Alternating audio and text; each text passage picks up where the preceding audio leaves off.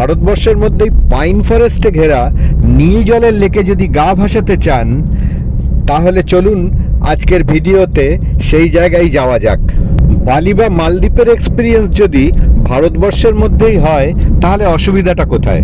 নীল আকাশের নিচে এই পৃথিবী, আর পৃথিবীর বুকে এই নীলাকাশ, এই গানটা কানের মধ্যে গুনগুন করলেও করতে পারে।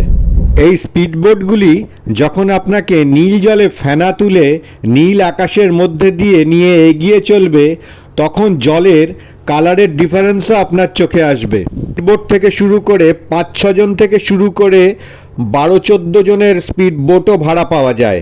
যেরকম খুশি বা প্রয়োজন সেরকম বোট আপনি নিতে পারেন।